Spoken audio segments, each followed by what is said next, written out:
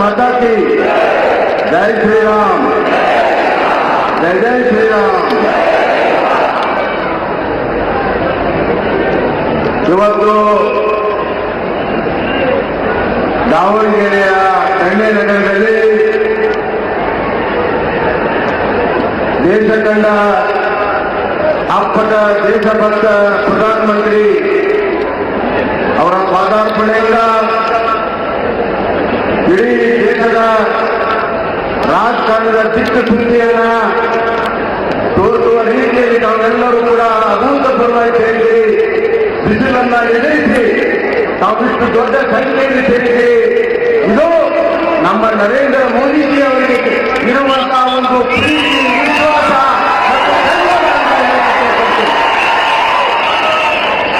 ದೇಶ ಕಂಡಂತ ಅಪ್ರಥಮ ಪ್ರಧಾನಮಂತ್ರಿ ನರೇಂದ್ರ ಮೋದಿಜಿಯವರೇ, ನಮ್ಮೆಲ್ಲ ಹಿರಿಯರು ಮಾರ್ಗದರ್ಶಕರಾದಂತಹ ಸಿದ್ದೇಶ್ವರ ಜಿಲ್ಲೆಯವರೇ, ಅಭ್ಯರ್ಥಿಗಳು, ಸಹೋದರಿ ಅಕ್ಕ ಆದಂತಹ ಗಾಯತ್ರಿ ಸಿದ್ದೇಶ್ವರವರೇ, ಸಂಸತ್ ಸದಸ್ಯರಾದಂತಹ ಶಿವಕುಮಾರ್ ಉದಾಸಿಯವರೇ, ಶ್ರೀಮತಿ ಸುಮಲತಾವರೇ, ವೇದಿಕೆಯಲ್ಲಿರುವಾಗ ಎಲ್ಲ ಗಣ್ಯರೇ, ನೆರೆದಿರುವಂತ ಅಣ್ಣ ತಮ್ಮಂದಿರೇ, ಅಕ್ಕ ತಂಗಿಯರೇ, ಮಾಧ್ಯಮದ ಸ್ನೇಹಿತರೇ, ಬಂಧುಗಳೇ,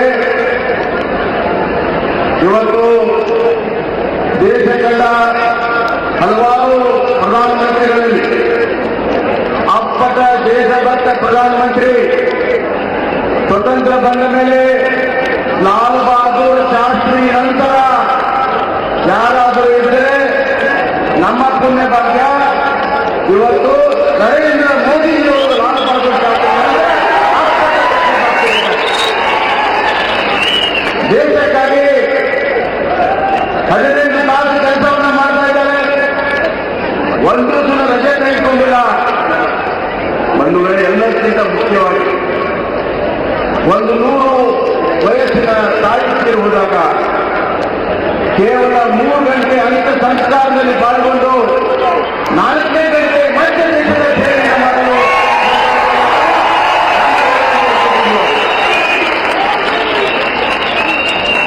ಈ ದೇಶ 130 ಕೋಟಿ ಜನರು, ಹಲವಾರು ಭಾಷೆ, ಸಂಸ್ಕೃತಿ,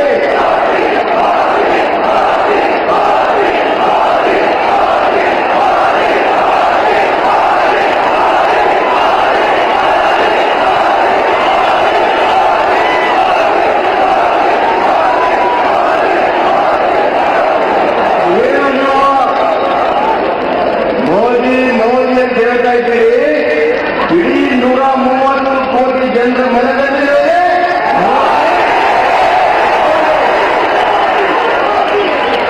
ಬಂಧುಗಳೇ, ಮೋದಿಯವರ ಬಗ್ಗೆ ಯಾಕೆ ಜನರ ಪ್ರೀತಿ ಇದೆ?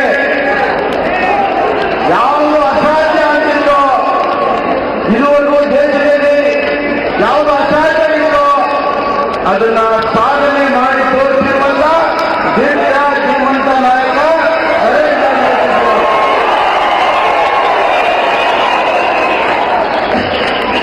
ಭಾರತದ ಭೂಮಿ ಮೇಲೆ ಭಯೋತ್ಪಾದನೆಯನ್ನ ಸಂಪೂರ್ಣ ತೊಡೆದುಹಾಕಲು ಸಾಧ್ಯ ಇಲ್ಲ ಅಂತ ಹೇಳಿ ಯುಪಿಎ ಸರ್ಕಾರ, ಮನಮೋಹನ್ ಸಿಂಗ್ ಕಾಂಗ್ರೆಸ್ ಸರ್ಕಾರದಲ್ಲಿ ಭಯೋತ್ಪಾದಕರ ರಾಜ್ಯ ಆಗಿತ್ತು, ಭಯೋತ್ಪಾದಕ ದೇಶ ಆಗಿತ್ತು.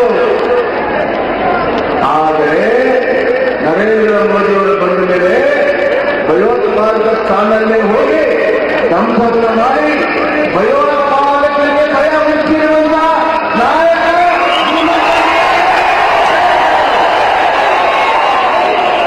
ಇವತ್ತು ಭಾರತವನ್ನ ಭಯೋತ್ಪಾದಕರ ಮುಕ್ತ ಭಾರತವನ್ನ ನರೇಂದ್ರ ಮೋದಿಯವರು ಮಾಡಿದ್ದಾರೆ. ಅಸಾಧ್ಯತೆಯಿಂದ ಸಾಧ್ಯ ಮಾಡಿದ್ದಾರೆ.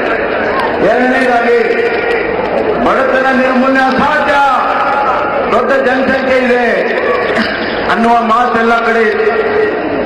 ಆದರೆ 10 ವರ್ಷದಲ್ಲಿ ಬಂಧುಗಳೇ 25 ಕೋಟಿ ಜನರನ್ನ ಬಡತನ ರೇಖೆಯಿಂದ ಮೇಲೆತ್ತಿರುವಂತ ಸಾಹಸಮಯ ನಾಯಕ ನರೇಂದ್ರ ಮೋದಿ ಅವರು 25 ಕೋಟಿ ಜನರ ಮೇಲೆತ್ತಿದ್ದಾರೆ ಬಂಧುಗಳೇ.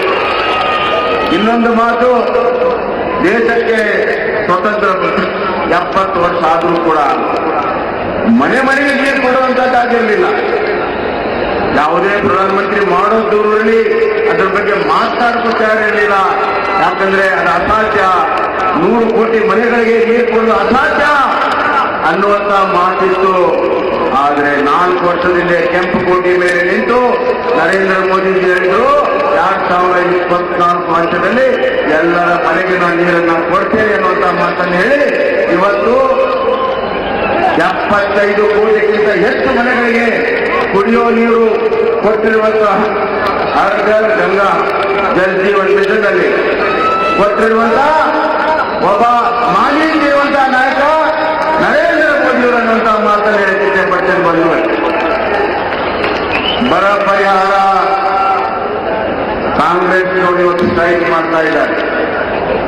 ನಾಟ್ಯ ಆಗಬೇಕು ಅವರು. ಯಾವ ನೀತಿಗೆ ಇಟ್ಕೊಂಡು ಸ್ಟ್ರೈಕ್ ಮಾಡ್ತಾರೆ? ಯುಪಿಎ ಸರ್ಕಾರ ಕರ್ನಾಟಕದಲ್ಲಿ ಬರ ಇದ್ದಾಗ 1 ವರ್ಷ ನಂತರ ಪರಿಹಾರವನ್ನು ಕೊಟ್ಟರು. ಅದು ಎಷ್ಟು ಕೊಟ್ಟರು? 7%, 8%. ಒಂದೇ ಒಂದು ಹೇಳ್ತೀನಿ, 2004ರಿಂದ 2014 ಯುಪಿಎ ಸರ್ಕಾರ ನಮ್ಮ ರಾಜ್ಯ ಸರ್ಕಾರ ಬೇಡಿಕೆ ಇಟ್ಟಿದ್ದು 19,579 ಕೋಟಿ. ಮನಮೋಹನ್ ಸಿಂಗ್, ಕಾಂಗ್ರೆಸ್, ಸೋನಿಯಾ ಗಾಂಧಿ, ರಾಹುಲ್ ಗಾಂಧಿ, ಸಿದ್ದರಾಮಯ್ಯ, ಡಿ.ಕೆ. ಶಿವಕುಮಾರ್ ಖರ್ಗೆ ಇವರು ಸರ್ಕಾರ ಕೊಟ್ಟಿದ್ದೆಷ್ಟು? ಕೇವಲ 1,054. 10% ನಮ್ಮ ಬೇಡಿಕೆಯ 10% ಅನ್ನು ಕೊಟ್ಟಿದ್ದಾರೆ. ಅದೇ ಎನ್ಡಿಎ ಸರ್ಕಾರ 2014ರಿಂದ 2024 ಬೇಡಿಕೆ ಇರೋದು 18,747 ಕೊಟ್ಟಿರೋದು ಒಟ್ಟು 10,000 ಕೋಟಿ. ಒಟ್ಟು 10,000 ಕೋಟಿ ಬಂಧುಗಳೇ. ಎಲ್ಲಿ 1,980 ಕೋಟಿ, ಎಲ್ಲಿ 10,000 ಕೋಟಿ? 10,000 ಕೋಟಿ ನರೇಂದ್ರ ಮೋದಿಯವರ ಸರ್ಕಾರ ಕರ್ನಾಟಕಕ್ಕೆ ಕೊಟ್ಟಿದೆ. ರಾಜಕಾರಣಕ್ಕಾಗಿ, ವೋಟಿಗಾಗಿ, ಚುನಾವಣೆಗಾಗಿ ಸ್ಟ್ರೈಕ್ ಮಾಡ್ತಾ ಇದ್ದಾರೆ. ನಾನು ತೀವ್ರಗತಿಯಿಂದ ಖಂಡಿಸ್ತೇನೆ. ನಾನು ಕರ್ನಾಟಕದ ಮಹಾಜನತೆಗೆ ಇಷ್ಟಪಡ್ತೇನೆ. ಇಂತಹ ಸುಳ್ಳ ಮೋಸ ಮಾಡುವಂತಹ ಸರ್ಕಾರ ಮತ್ತೊಂದು ಹುಟ್ಟಿಲ್ಲ ಬಂಧುಗಳೇ.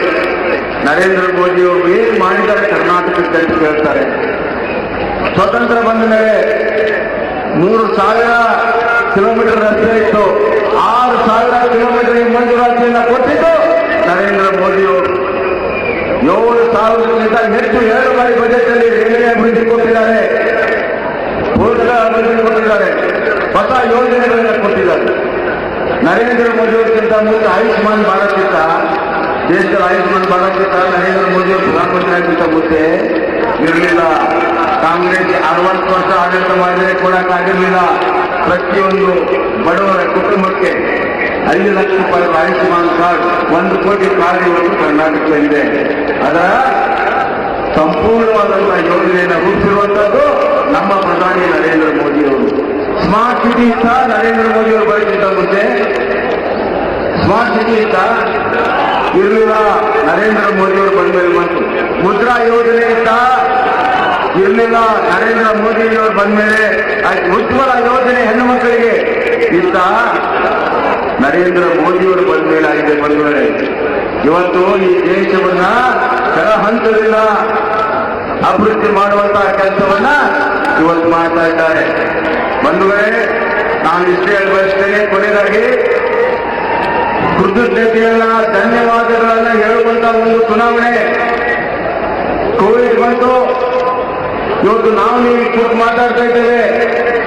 1 ಅಲ್ಲ 2 ಅಲ್ಲ 3 ಬಾರಿ ಲಸಿಕೆಯನ್ನು ಕೊಟ್ಟು 130 ಕೋಟಿ ಜನರಿಗೆ ಪುಕ್ಕಟ್ಟೆ ಲಸಿಕೆಯನ್ನು ಕೊಟ್ಟು ನಮ್ಮ ಜೀವನ ಉಳಿಸಿದಂತ ಜೀವದಾತ ನರೇಂದ್ರ ಮೋದಿ ಅವರು. ಬಡವರಿಗಾಗಿ 10 ಕೆಜಿ ಕೋವಿಡ್ ಸಂದರ್ಭದಲ್ಲಿ ಅಕ್ಕಿ ಕೊಟ್ಟರು, ಈಗ 5 ಕೆಜಿ ಕೊಡ್ತಾ ಇದ್ದಾರೆ. ಬಡವರ ಅನ್ನದಾತ ನರೇಂದ್ರ ಮೋದಿ ಅವರು.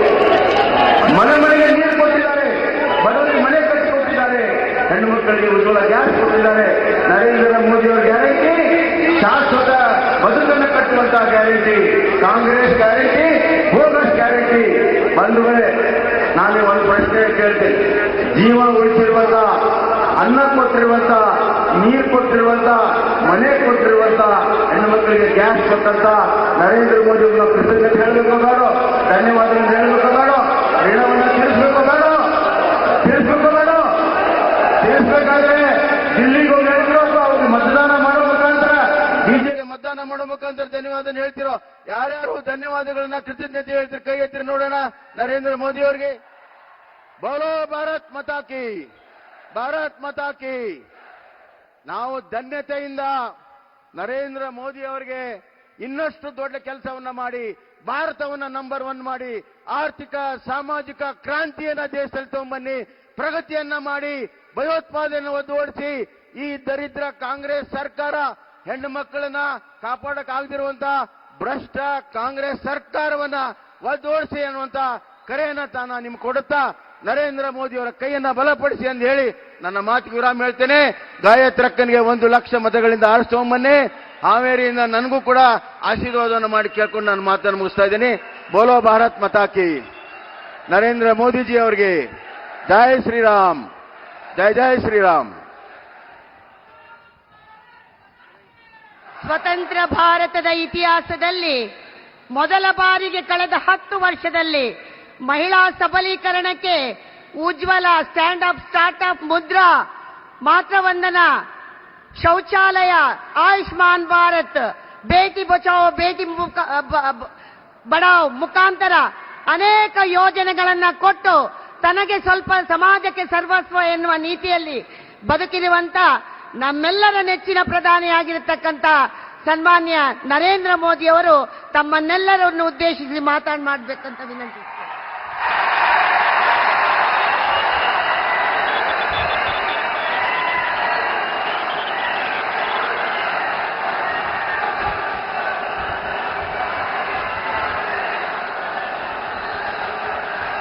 भारत माता की, भारत माता की, भारत माता की. ದಾವಣಗೆರೆ ಮತ್ತು ಹಾವೇರಿಯ ಸೋದರ ಸೋದರಿಯರಿಗೆ ನನ್ನ ನಮಸ್ಕಾರಗಳು. मैं ताई भुवनेश्वरी और इस क्षेत्र के सभी पवित्र मठों को श्रद्धापूर्वक प्रणाम करता हूं. साथियों, कर्नाटका ने 26 अप्रैल की वोटिंग से कांग्रेस में कोहराम मचा दिया है. मैं आज हिंदी में बोलूं तो चलेगा ना? आज कोई भाषांतर करने वाला नहीं रखा है, क्योंकि मुझे मालूम है कि आपका मेरे प्रति इतना प्यार है, इतना प्यार है कि आपको शब्दों को कभी समझने की जरूरत नहीं रही है. भाषा हमारे बीच कभी दीवार नहीं रही है. क्यों? हमारा दिल का नाता बन गया है. भाइयों बहनों, 26 अप्रैल को जो मतदान हुआ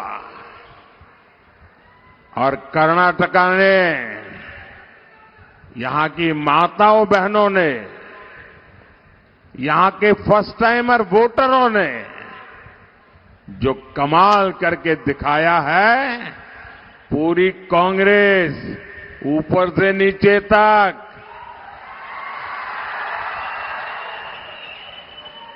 बहुत परेशान हो गई है. साथियों, पूरी कांग्रेस इस कोशिश में लगी है कि 7 मई को कुछ तो ऐसा हो ताकि कम से कम एक खाता तो खुल जाए।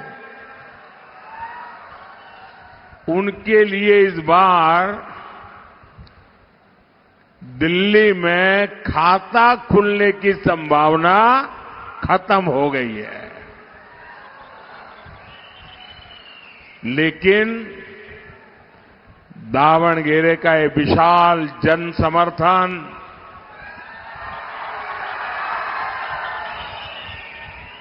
ये बता रहा है कि कर्नाटका की जनता कांग्रेस को उसके पापों की सजा दे करके रहेगी।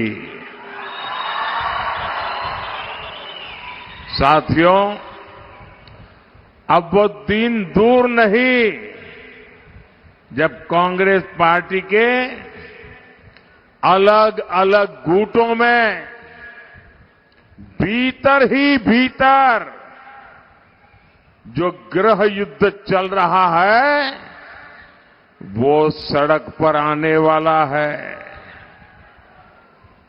सारे गुट हार का ठिकरा एक दूसरे के सिर पर फोड़ते नजर आएंगे। और इनका तो मुसीबत ऐसी है कि पहले जब भी हार जाते थे तो ईवीएम को टोपी पहना देते थे। क्यों हारे? ईवीएम। डिपॉजिट क्यों गई? ईवीएम। मोदी क्यों जीत गया? ईवीएम। वो दिन रात चुनाव आते ही ईवीएम ईवीएम ईवीएम की माला जपते रहते थे। अब परसों सुप्रीम कोर्ट ने ऐसा चाटा मारा है, ऐसी थप्पड़ मारी है कि अब उनके लिए परेशानी है कि अब तक तो ईवीएम का नाम देकर के अपने कार्यकर्ताओं को मोरल बूस्टिंग के लिए काम कर लेते थे। अब उनकी मुसीबत है, अब ये ईवीएम वाला बहाना भी तो सुप्रीम कोर्ट ने ले लिया। अब हार जाएंगे तो बोलेंगे क्या? आज पूरी कांग्रेस चुनाव हार जाए तो क्या बयान देना उसके ड्राफ्टिंग में लगी हुई है, तैयारी कर रहे हैं। साथियों, मैं कर्नाटका में जहां जहां गया हूं, मुझे तमिलनाडु के चुनाव में जाने का अवसर मिला, मुझे केरल में जाने का अवसर मिला, मैं कश्मीर से कन्याकुमारी तक हिंदुस्तान के हर कोने में गया हूं। मैं 2014 में भी जाता था, 2019 में भी आया था, लेकिन 2024 का मिजाज ही कुछ अलग है।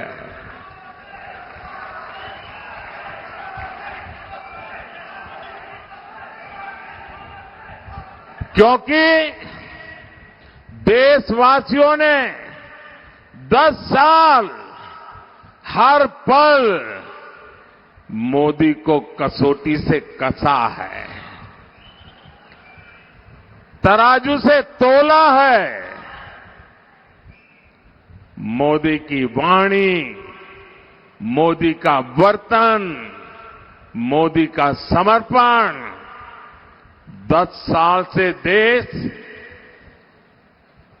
280 करोड़ निगाहें हर पल मोदी को देख करके सही गलत का फैसला करते हैं। और अनुभव के बाद 10 साल की कठोर कसौटी से निकल करके आज जब मोदी आया है तो आपका जाना हुआ मोदी है, आपका परखा हुआ मोदी है और आपके लिए जिंदगी खपाने वाला मोदी है। और ये मैं आज जो 14 में नहीं देखा, जो 19 में नहीं देखा, वो 24 के चुनाव में मैं भरपूर देख रहा हूं।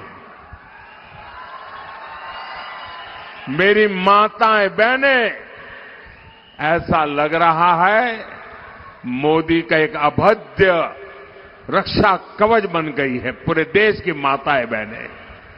छोटी छोटी बालिकाएं, मैं यहां देख रहा हूं कितनी बालिकाएं ऊपर हाथ कर रही है।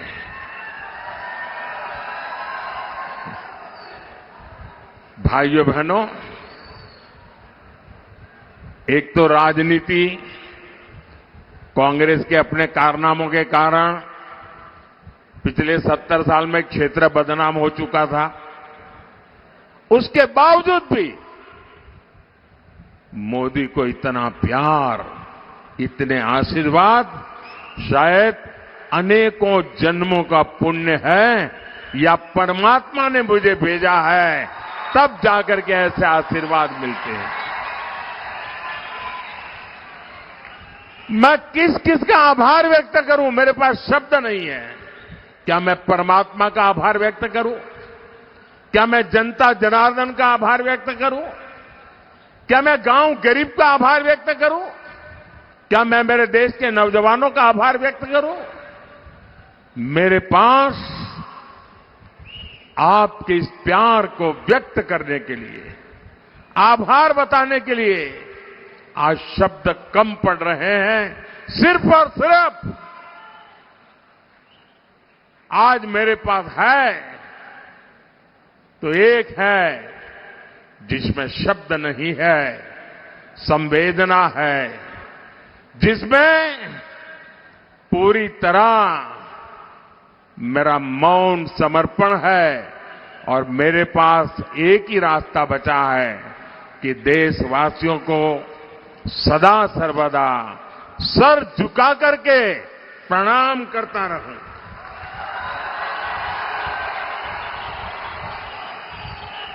नम्रता पूर्वक ये सर झुकाकर हमेशा हमेशा के लिए मेरे देशवासियों को मैं प्रणाम करता रहूं, उनके आशीर्वाद लेता रहूं और न कभी थकूंगा, ये मेरी गारंटी है। न कभी थकूंगा, न कभी रुकूंगा, न कभी झुकूंगा और हर पल आपके लिए जूझता रहूंगा। ये गारंटी मोदी ने 10 साल आपने मुझे देखा। भाइयों बहनों, आज मैं जहां जाता हूं देश के हर कोने से, कर्नाटका के हर कोने से एक ही आवाज आती है, एक ही सुर सुनाई देता है। फिर एक बार, फिर एक बार, फिर एक बार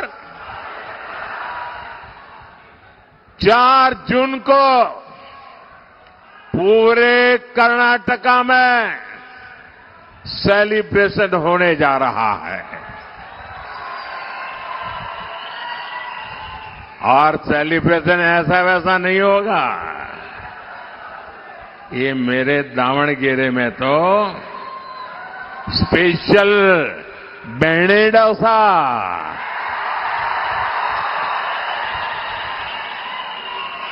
अभी से तैयारी कर लो भाई। बेणे डोसा की महक बढ़ने वाली है। साथियों, आज एक और बीजेपी सरकार देश को आगे लेकर जा रही है। दूसरी ओर कांग्रेस कर्नाटका को पीछे धकेल रही है। एक और मोदी का मंत्र है, विकसित भारत के लिए 24 घंटे काम, बिना रुके, बिना थके, 24 घंटे काम, 24/7, 24/7 और 2047।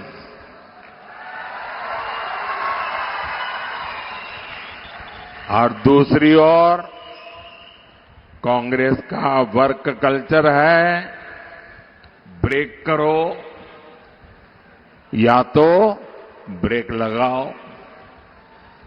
कांग्रेस देश की एकता को ब्रेक करने में जुटी हुई है और डेवलपमेंट के कामों पर ब्रेक लगाने में लगी हुई है।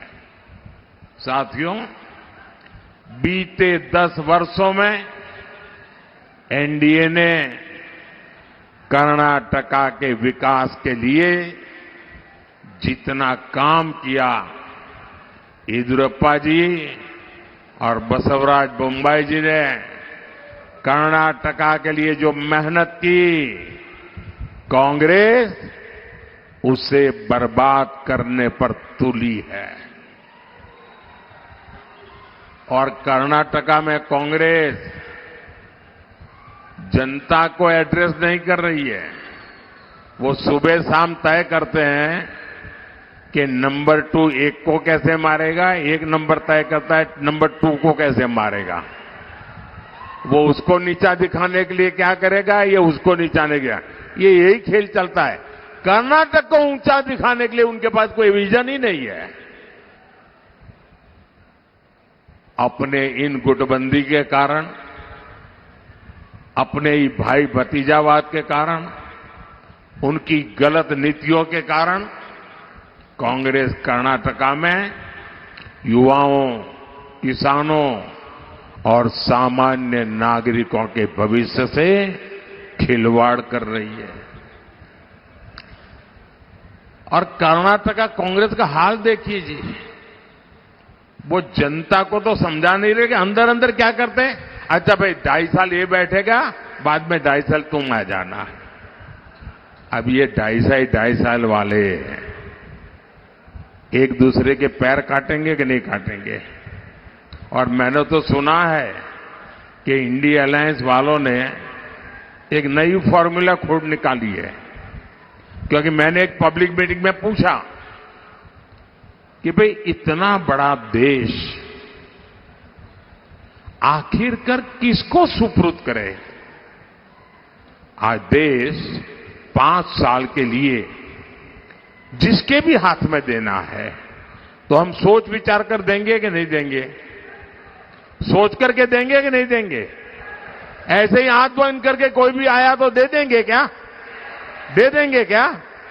बराबर विचार करेंगे भाई ये देश संभाल पाएगा नहीं संभाल पाएगा, क्या करेगा क्या नहीं करेगा, सारा ट्रैक रिकॉर्ड देखेंगे कि नहीं देखेंगे।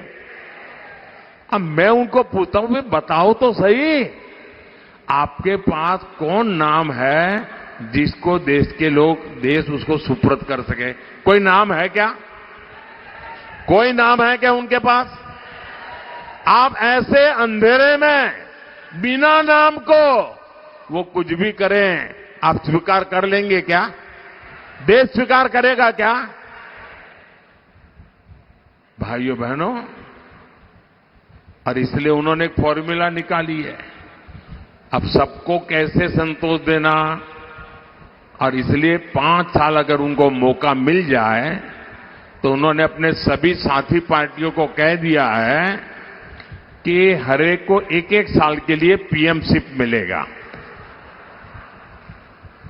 यानी 1 साल 1 पीएम, दूसरे साल दूसरा पीएम, तीसरे साल तीसरा पीएम, चौथे साल चौथा पीएम, 5वें साल 5वां पीएम। मुझे बताइए भाई क्या होगा आपका, क्या होगा मुझे बताइए।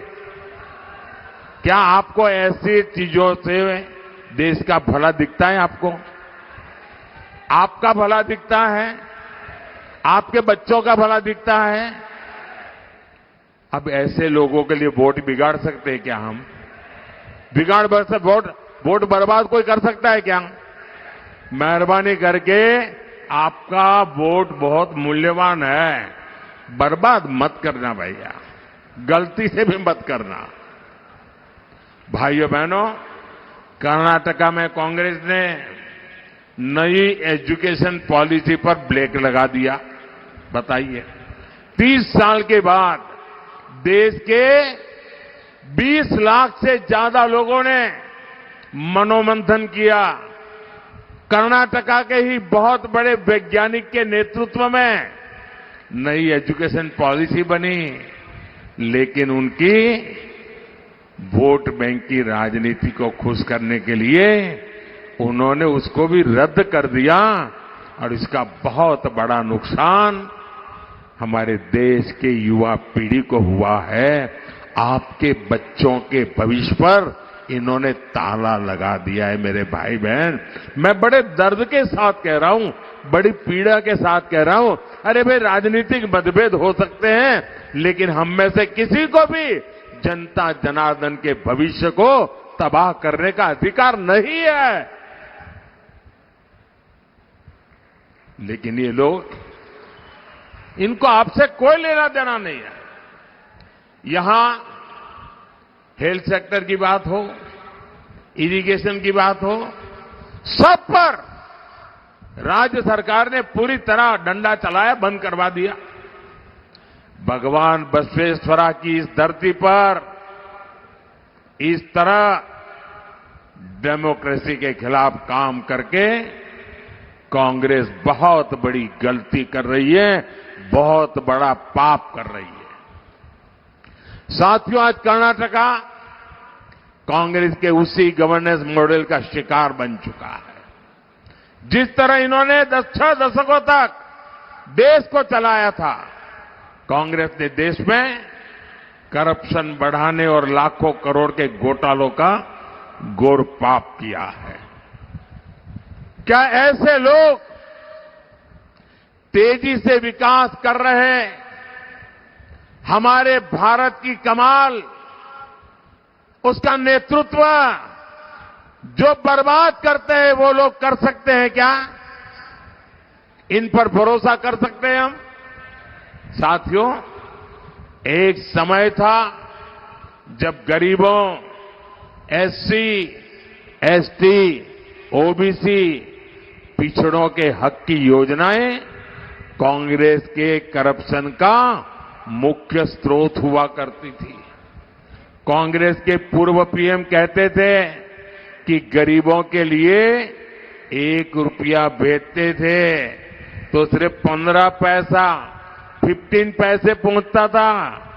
जरा मैं पूछना चाहता तो, 1 रुपया निकलता था, 15 पैसा पहुंचता था, तो बीच में कौन सा पंजा था जो 85 पैसे मार लेता था? साथियों, यही नहीं, वंचित वर्ग के नाम पर कांग्रेस ने फेक लाभार्थी भी बना रखे थे। करप्शन का तरीका देखिए, जो पैदा नहीं हुआ, जिसका जन्म नहीं हुआ, उसकी वो शादी भी लिखवा देते थे, फिर उसको विडो भी बना देते थे और विडो बना करके विडो वाली योजनाएं मार खाते थे लोग। ये करप्शन में मास्टरी थी इनकी। हमारी सरकार ने ऐसे 10 करोड़ नाम निकाले जो पैदा ही नहीं हुए थे लेकिन बेनिफिट ले रहे थे। हमने 10 करोड़ ऐसे झूठे नाम निकाले और इन लोगों की कमाई करने के सारे रास्तों को मैंने ताला लगा दिया है। आप कल्पना कर सकते हैं, जितनी कर्नाटका की कुल जनसंख्या है उससे ज्यादा ऐसे लोग कागजों पे थे जिनका कभी जन्म ही नहीं हुआ था और सरकारी खजाने से पैसा जाता था। कांग्रेस सरकार ये जो जन्मे नहीं ऐसे लोगों के नाम पर हजारों करोड़ रुपए भेजकर बीच में से मार लेती थी और ये पैसे जाते थे ये कांग्रेस की पूरी इकोसिस्टम को, कांग्रेस के बिचौलियों की जेब भरती थी। अब मोदी ने इन योजनाओं को आधार और डायरेक्ट बेनिफिट ट्रांसफर से जोड़ दिया है। बीजेपी ने अब गरीब को उसका हक दिया है। अब मोदी जो पैसा आपको भेजता है वो पूरा का पूरा आपके बैंक अकाउंट में पहुंचता है। मोदी 1 रुपया भेजता है तो पूरे के पूरे 100 पैसे पहुंचते हैं। साथियों, गरीब कल्याण की योजनाओं का सबसे बड़ा लाभार्थी गरीब, पिछड़ा, दलित, आदिवासी और हमारी माताएं बहनें हैं। इसलिए कांग्रेस को जहां मौका मिलता है वो इस वर्ग पर अपना आक्रोश उतारती है। कर्नाटका में कांग्रेस ने एससी एसटी वेलफेयर फंड के 11,000 करोड़ रुपए डाइवर्ट कर दिए जो एससी एसटी समाज के लिए थे। उनको जहां चोरी करने का मौका मिलता था वहां भेज दिया। कांग्रेस इस कोशिश में लगी रही कि एससी एसटी वेलफेयर फंड का पैसा कैसे कांग्रेस करप्शन फंड में ट्रांसफर किया जाए। साथियों, किसानों को किसान सम्मान निधि में 4,000 रुपये कर्नाटका की बीजेपी सरकार देती थी। कांग्रेस ने जैसे ही यहां सरकार बनाई उसने किसानों का ये 4,000 रुपीज भी उस पर ताला लगा दिया, भेजना बंद कर दिया। अब जो मैं दिल्ली से भेजता हूं वो 6,000 रुपया जाता है। कर्नाटका की बीजेपी सरकार ने जो 4,000 दिया था ये कांग्रेस वालों ने मना कर दिया। मैं समझ नहीं पा रहा हूं उनको देश के किसानों से, कर्नाटका के किसानों से क्या दुश्मनी है, क्या नफरत है किसानों के प्रति इनकी। कांग्रेस अब तो कर्नाटका में ओबीसी समाज का आरक्षण भी तुष्टीकरण के लिए, वोट बैंक के लिए बांट रही है। साथियों, 10 साल से दिल्ली की कुर्सी से बाहर बैठी कांग्रेस ने देशवासियों को लूटने के लिए नई नई प्लानिंग कर दी है। अब आपकी संपत्ति को सीधे लूटने के लिए कांग्रेस इनहेरिटेंस टैक्स का आइडिया लेकर के आई है। अभी आइडिया समझने जैसा है। उनके गुरु ने अमेरिका से घोषणा की है और उनके एक वित्त मंत्री 2011 में भी कह चुके हैं। यानी ये क्या चीज लाने वाले हैं, आप चौंक जाएंगे।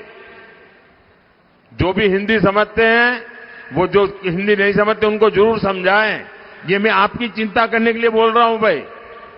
इन्होंने क्या, हमारा देश कैसा है, हर मां बाप जिंदगी भर मेहनत करता है और मन में एक इच्छा रहती है कि जो कुछ भी कमाया है उसमें से कुछ बचाएंगे और मरने के बाद बच्चों के काम आए इसलिए रखेंगे। ऐसा करते हैं कि नहीं करते हैं? हर कोई पैसा बचाता है कि नहीं बचाता है? बच्चों के लिए कुछ न कुछ रखता है कि नहीं रखता है? अब इन्होंने ऐसा नियम लाने वाले हैं कि आप कितनी मेहनत करो, कितनी कठिनाई से जो कुछ भी जमा किया है वो सीधा सीधा अपने बच्चों को नहीं दे सकते हो। आधे से ज्यादा 55%, 55% ये कांग्रेस वाले आए तो एक ऐसा कानून बनाकर उस पर टैक्स लगा देंगे। आपकी कमाई की हुई पैसों के वो डाका डालेंगे और आप अपने संतानों को आधा भी नहीं दे पाओगे। जिन लोगों ने पूरी की पूरी पार्टी विरासत में अपने बच्चों को सौंप दी, वो आपकी मेहनत से कमाई हुई कमाई, आपकी विरासत आपके बच्चों को देना नहीं देते हैं। साथियों, विकास के लिए ये जो खतरे लेकर के आ रहे हैं, इन लोगों से चौकन्ने रहने की जरूरत है। भाइयों बहनों, मुझे बताइए, किसी भी प्रदेश में अगर लॉ एंड ऑर्डर ठीक नहीं है तो कोई इन्वेस्टमेंट करने आएगा क्या? कोई कारखाना खोलेगा क्या? कोई हिम्मत करेगा क्या? कोई नहीं करेगा। अरे आपके पास गाड़ी है, बंगला है, सुख चैन की जिंदगी है, सब कुछ है, लेकिन शाम को घर के बाहर जाएं और रात को जिंदा लौटेंगे नहीं तो घर का क्या, उस कारखाने का क्या, उन पैसों का क्या। आज कर्नाटका को कानून व्यवस्था की स्थिति गंभीर होती जा रही है और कांग्रेस का ट्रैक रिकॉर्ड कानून का व्यवस्था के विषय में गंभीर रूप से गुनाहित है। ये कर्नाटक का हर नागरिक आज असुरक्षा महसूस कर रहा है। कैफे में बम ब्लास्ट हो गया और कांग्रेस घोषणा कर देती है ये तो गैस का सिलेंडर का बोतल फूट गया था। बताओ, ये कर्नाटका के लोगों को क्या समझते हैं? क्या कर्नाटका के लोगों के दिमाग में ऐसा झूठ भर सकते हो तुम? फिर आगे क्या कहा उन्होंने? वो सिलेंडर वाली बात चली नहीं तो फिर दूसरा निकाला और क्या कहा कि ये तो बिजनेस राइवलरी थी और इसलिए बिजनेस राइवलरी में ये फटाका फोड़ा है। आप कल्पना कर सकते हैं, ये तो बम धमाके के ट्रायल शुरू किए हैं। कर्नाटका की जिंदगी को खतरे में डालने का ये खेल शुरू हो चुका है भाइयों। हुबली में दिन दहाड़े कॉलेज कैंपस में एक बेटी की हत्या हो जाए और कांग्रेस उसमें भी वोट बैंक ढूंढती रही। इस घटना ने कर्नाटका के सामान्य परिवारों के लिए बहुत बड़ी चिंता खड़ी की है, टेंशन पैदा किया है। हर मां बाप सोचते हैं कि बेटी बाहर भेज दें या न भेजें, अकेली जाएगी तो पता नहीं क्या होगा। साथियों, नेहा की हत्या ये सामान्य घटना नहीं है।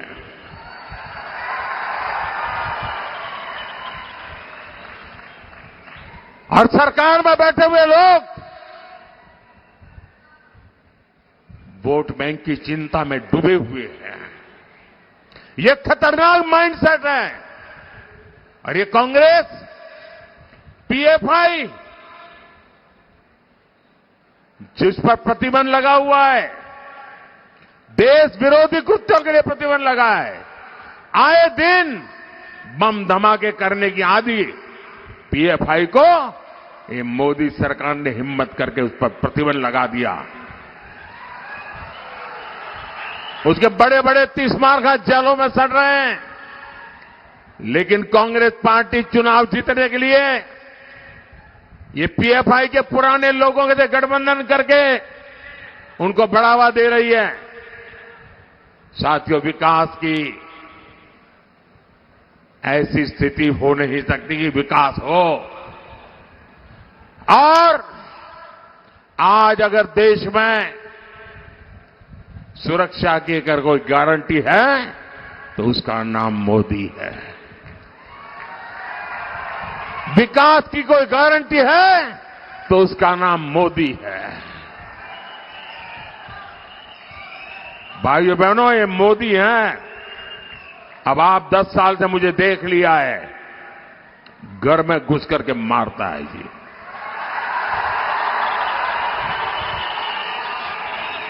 मेरे लिए, मेरे देशवासियों की सुरक्षा ये मेरी सबसे बड़ी प्राथमिकता है। और इन 10 वर्षों में कर्नाटका ने मोदी के विकास की स्पीड भी देखी है और मोदी के विकास का स्केल भी देखा है। 2014 में, यानी इतने दशकों तक कांग्रेस सरकार रहने के बाद कर्नाटका में केवल 25 नेशनल हाईवे थे और आज ये संख्या 47 हो चुकी है भाइयों बहनों। यानी कर्नाटका में हाईवेज की संख्या करीब करीब डबल हो रही है। साथियों, हमारी सरकार ने दावणगेरे को कर्नाटका का स्मार्ट सिटी के रूप में सिलेक्ट किया है। आज स्मार्ट सिटी मिशन के तहत 2000 करोड़ रुपए के प्रोजेक्ट उस पर काम पूरा हो चुका है। दावणगेरे और हरिहरा रेलवे स्टेशन को भी अपग्रेड किया जा रहा है। तुमकुरू से दावणगेरे तक डायरेक्ट रेल लिंक की परियोजना भी बनाई गई है, जिसका लाभ पूरे क्षेत्र को मिलेगा। साथियों, युवा एस्पिरेशंस को पूरा करना ये भाजपा की प्राथमिकता है। हमारी सरकार है दावणगेरे में सॉफ्टवेयर पार्क ऑफ इंडिया के सब सेंटर की स्थापना भी की है। इससे यहां के युवाओं को, स्टार्टअप्स को नए अवसर मिलेंगे। आधुनिक इंफ्रास्ट्रक्चर के विकास के दावणगेरे की टेक्सटाइल इंडस्ट्री को भी गति मिलेगी। साथियों, बीते 10 वर्षों में हमने कर्नाटका के विकास के साथ साथ कर्नाटका की विरासत को भी नई पहचान दी है। 7 मई को आपका वोट देश के विकास के साथ साथ कर्नाटका की इस विरासत को भी आगे बढ़ाएगा। बीजेपी ने दावणगेरे से श्रीमती गायत्री सिद्धेश्वरा और हावेरी से श्री बसवराज जी बोम्बाई को प्रत्याशी बनाया है। आप इनको जब कमल दबा करके वोट दोगे ना, आप पक्का मान के चलिए, मोदी की गारंटी, जब आप उनको वोट देंगे ये वोट सीधा सीधा मोदी को पहुंचेगा।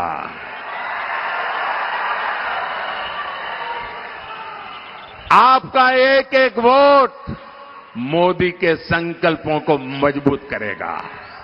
आपका एक एक वोट भारत की मजबूती का आधार बनेगा। और इसलिए मैं आज आपसे आशीर्वाद मांगने आया हूं।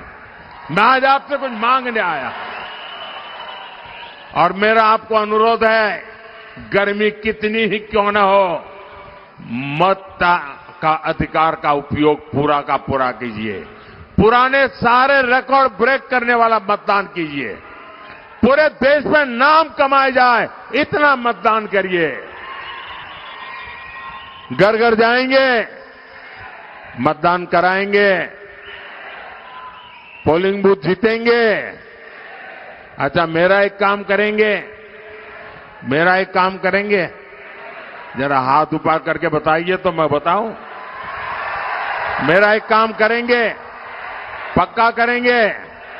एक काम करना, ज्यादा से ज्यादा परिवारों में जाना, मेरी तरफ से जाना है और जाकर के कहना कि मोदी जी आए थे, मोदी जी ने आपको प्रणाम भेजा है, मेरा प्रणाम पहुंचा देना।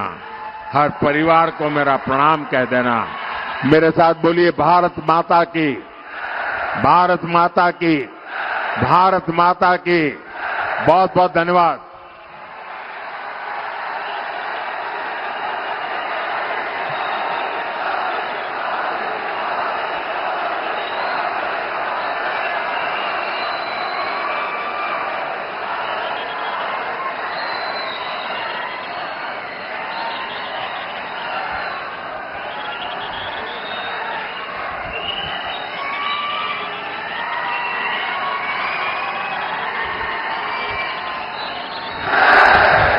भारत माता की। दावणगेरे ಮತ್ತು ಹಾವೇರಿಯ ಸೋದರ ಸೋದರಿಯರಿಗೆ ನನ್ನ ನಮಸ್ಕಾರಗಳು। मैं ताई भुवनेश्वरी और इस क्षेत्र के सभी पवित्र मठों को श्रद्धापूर्वक प्रणाम करता हूं। साथियों, कर्नाटका ने 26 अप्रैल की वोटिंग से कांग्रेस में कोहराम मचा दिया है। मैं आज हिंदी में बोलूं तो चलेगा ना? आज कोई भाषांतर करने वाला नहीं रखा है, क्योंकि मुझे मालूम है कि आपका मेरे प्रति इतना प्यार है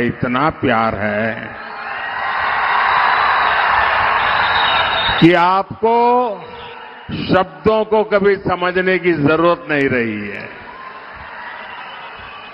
भाषा हमारे बीच कभी दीवार नहीं रही है।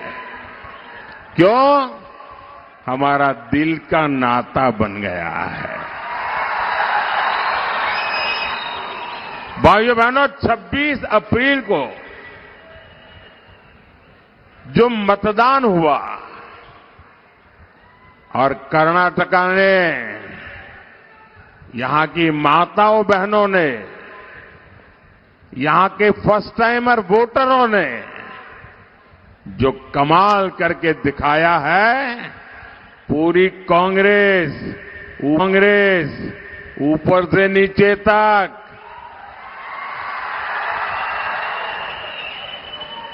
बहुत परेशान हो गई है। साथियों, पूरी कांग्रेस इस कोशिश में लगी है कि 7 मई को कुछ तो ऐसा हो ताकि कम से कम एक खाता तो खुल जाए।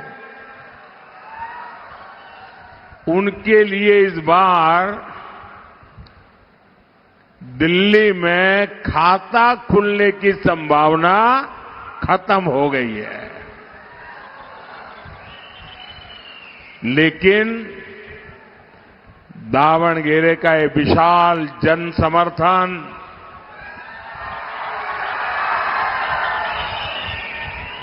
ये बता रहा है कि कर्नाटका की जनता कांग्रेस को उसके पापों की सजा दे करके रहेगी। साथियों, अब वो दिन दूर नहीं जब कांग्रेस पार्टी के अलग अलग गुटों में भीतर ही भीतर जो गृह युद्ध चल रहा है वो सड़क पर आने वाला है। सारे गुट हार का ठिकरा एक दूसरे के सिर पर फोड़ते नजर आएंगे। और इनका तो मुसीबत ऐसी है कि पहले जब भी हार जाते थे तो ईवीएम को टोपी पहना देते थे। क्यों हारे? ईवीएम। डिपॉजिट क्यों गई? ईवीएम। मोदी क्यों जीत गया? ईवीएम। वो दिन रात चुनाव आते ही ईवीएम की माला जपते रहते थे। अब परसों सुप्रीम कोर्ट ने ऐसा चाटा मारा है, ऐसी थप्पड़ मारी है कि अब उनके लिए परेशानी है कि अब तक तो ईवीएम का नाम देकर के अपने कार्यकर्ताओं को मोरल बूस्टिंग के लिए काम कर लेते थे। अब उनकी मुसीबत है, अब ये ईवीएम वाला बहाना भी तो सुप्रीम कोर्ट ने ले लिया।